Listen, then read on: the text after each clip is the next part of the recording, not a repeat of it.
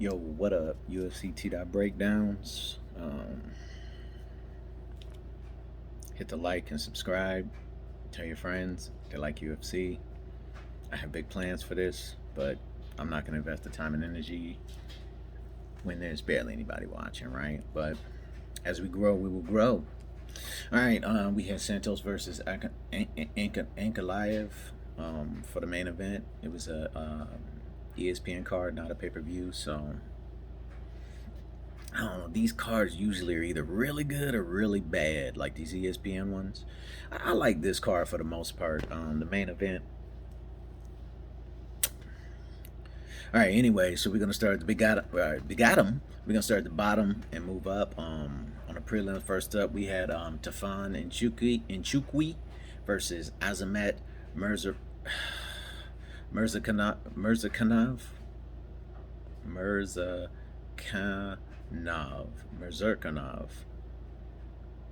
These names, right? I apologize. So like the first, I don't know, 14 minutes of this fight was just like Nchukwi beating up the other cat, and then like at the very end, the dude is good. Don't get me wrong.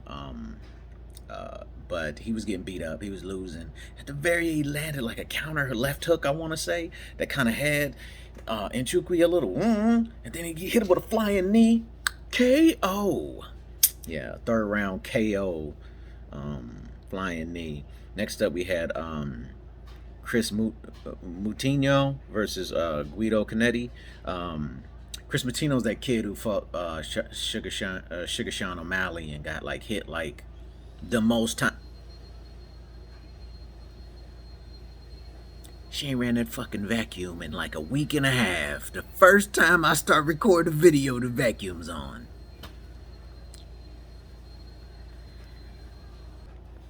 That shit crazy, I swear. Ain't been a vacuum. The moment I hit record, less than 3 minutes, the vacuum is on. Alright, fucking shit. Chris Moutinho's the kid who got hit by Sugar Sean more than anyone else. Kid's got heart. His standing TKO, like the ref was just like, that's enough. I'm not letting you get any more brain damage. Well, this fight ended pretty much the same way. First round standing TKO, and I mean, to be honest, if I'm Chris Moutinho, I am complaining to someone because I'm on my feet throwing punches. Why are you in between us, referee? I get it, you're trying to save me from damage, but also, I'm a fighter. I'm standing in the middle of the ring fighting. Why are you stopping the fight? Alright, next up we had Dalcha Ligambula versus Cody Brundage.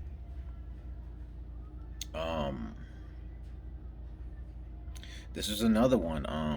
Ligambula was beating the crap out of Brundage almost the entire fight, and then he jumped on this guillotine, and he didn't get out of that guillotine. It was a first round submission for Cody Brundage with that guillotine attack. Next up, we had Sabina Mazo, who happens to be the very first Colombian female fighter, against Miranda Maverick.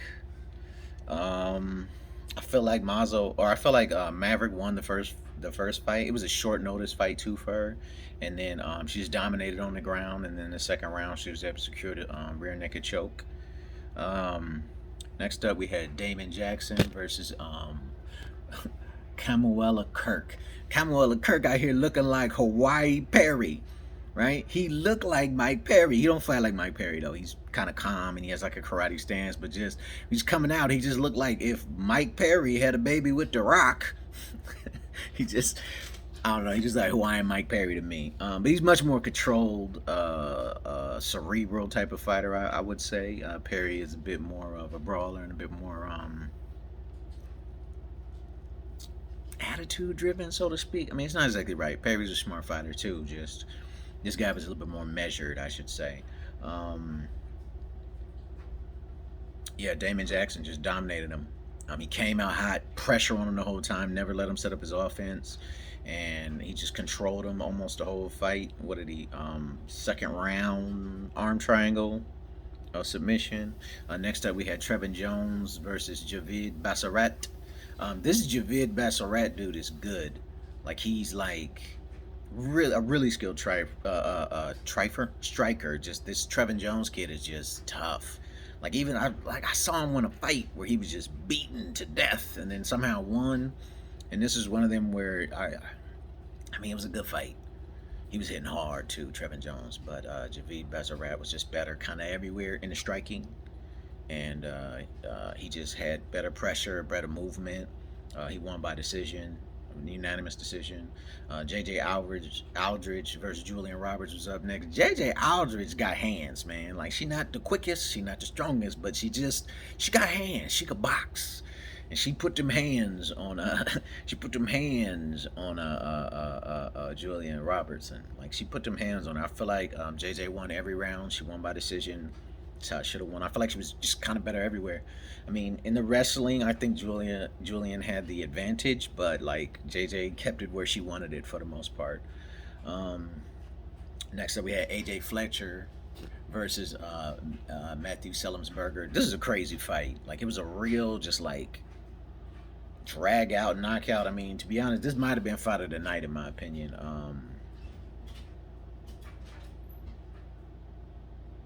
The last like I don't know 30 to 15 seconds of the fight was crazy. It looked like a movie or something.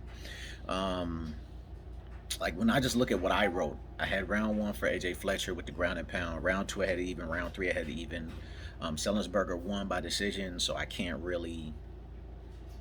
complain with that. It went pretty much how I saw it. I mean, I had it even on those 2 rounds, but that's because I didn't really want to call it. It was very close. Either guy could have won. The only round I had picked specifically was first round for AJ Fletcher, but it was a close fight. I personally think AJ probably won that fight, but it wasn't a robbery. It just, the judges chose who they chose. All right, on to the main card. We got Alex Pereira versus Bruno Silva. Alex Pereira is the guy that knocked out Izzy in a kickboxing match, I want to say. It wasn't MMA. He fought against a guy named Bruno Silva. Bruno Silva is not a joke. That guy has heart and chin. Don't forget. Because Alex Pereira really tried to kill him. And Bruno Silva was like, nah, I'll just stay in here and get tortured by you physically. That Pereira's good, man. I see him setting up traps. Like, he fight like Izzy. But he's like a much harder hitter and not quite as technical as Izzy, I should say. But he's technical. And he's good. And he's all 4 limbs, elbows and knees. He's good, man. He's scary. He is hard. Izzy better hope somebody take him out before he get back up there, because I think he'll give Izzy trouble. I think he would.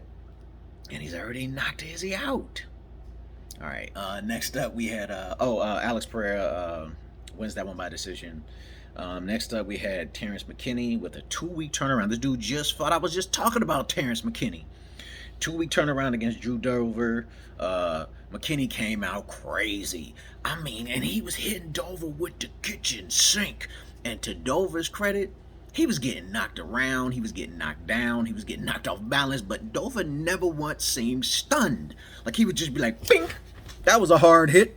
Bink. Knocked me down with that one. But his face never even looked like he was dazed. He just was like, bink. Wow, you hit hard. Oh, that was a knee. You come in with a knee that time. Dover freaking survived all that onslaught, came back, TKOs, and I mean, it was crazy, man. That kid Dover is made out of granite. Funny enough, I wrote down in my notes, he hit him with everything, including the kitchen sink, and Paul Felder, like 1 second later goes, he hit him with everything but the kitchen sink. I was like, me and Paul Felder, we like this, son. He don't know, but we like this. Next up, we had Khalil Roundtree versus Carl Robertson. It's crazy because like the first round it was pretty even. I give it to Roundtree though. He was landing the bigger, more decisive hits, but it was like a pretty even fight. The second round, man, I don't know what happened, but Khalil Roundtree came out and he was very angry, very aggressive, hitting hard. Like it seemed like he broke Robertson, not like he beat him. Like Robertson didn't want no more. It seemed like he was a little disheveled and very upset after the fight. Like I really think Khalil Roundtree tapped into some, like the dark side of the force, and Carl Robertson was affected by it. TKO'd second round. he landed this body kick while he was on the ground, like pride shit. That like that kick, the sound it made. There was even a bump on Robertson's like midsection. I think he might have like bruised, maybe even broke a rib. It was crazy. Next up, we had Alex Caceres versus Yusuf Sadiq. Alex Caceres is my favorite fighter in UFC.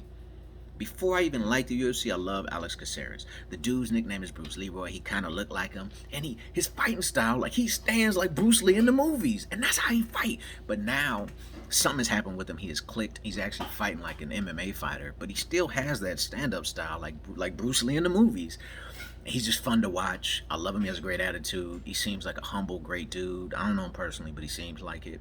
I really love it. Alex Caceres. He brings great energy, and he's so much better than just that Bruce Lee fighting style. He's a really good jiu-jitsu artist. He's got decent wrestling, great takedown defense. I really like Alex Caceres. He's on a 5-fight winning streak. He's up against Super Sadiq Yusuf. He's a really good fighter too. He's hard as crap. This fight really came down to leg kicks, man. Sadiq ripped Alex Caceres' lead leg up. And Caceres kept a game face on, stayed in there in the exchanges, didn't get knocked out. But I mean, once his leg was gone, his leg was gone. And Alex Caceres is all about movement and timing. Messes up your movement and timing. Gave Sadiq the chance he needed. I had Alex Caceres winning the first round. I had Sadiq second and third round. Sadiq won by decision. Those legs kicks were the difference. For the co-main event, we had Marlon Moraes versus Song Yadong.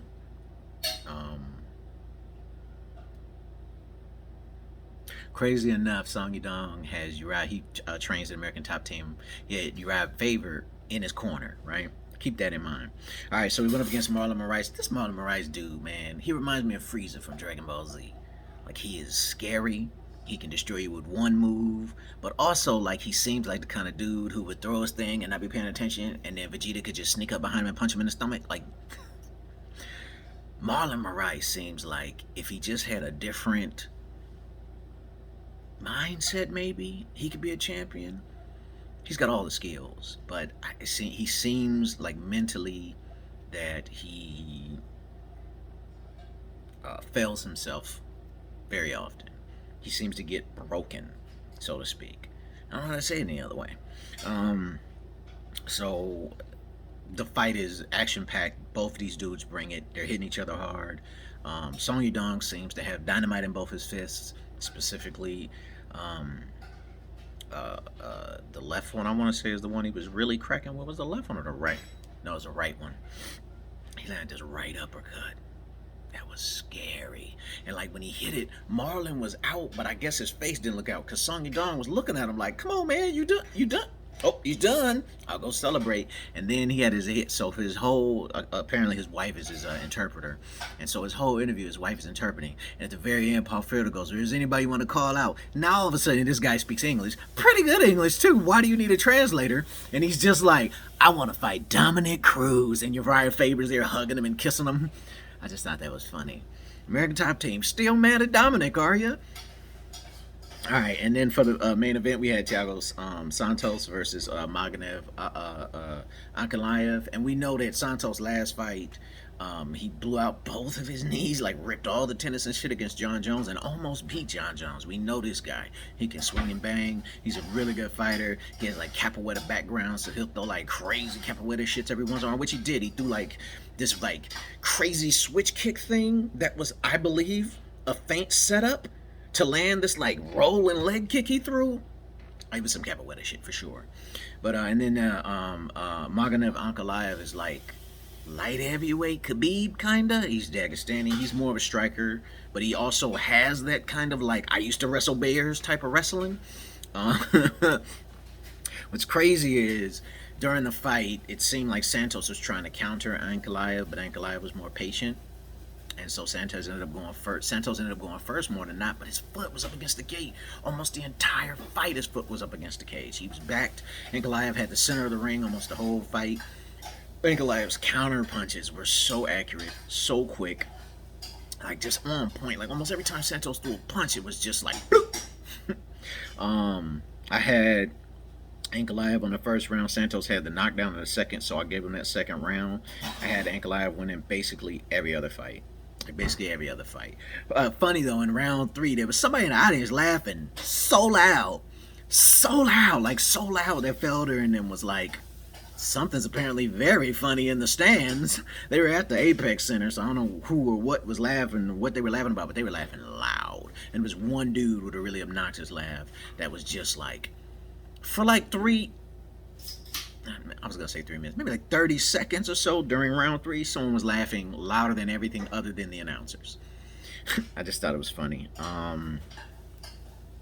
It was funny too when they came out, like the Dagestani dude's music was like Dagestani music, like it was like fast violins or something. I don't know. It sounded Slavic. That's all I'm saying. It sounded like some Dagestani music. When I heard it, I was like, that's Dagestani music. And then when Santos came out, he came out to funk, you know, and they was even saying Mehete, and like that's his nickname. I don't know. They just came out to very culturally authentic music, both of them. Yeah, I mean, I feel like Santos won that second round. I don't think he won another round. I think he knew there was a part in the fight where he just kind of walked away. He was looking at Ankalaev, but he just walked away and just kind of went. It was like, oh, that is not good. In between rounds in the corner, I think he knew he was losing. I think he knew he lost, and he didn't want to get knocked out. And it just was like, it was all over him. His body language was not good. Not good at all.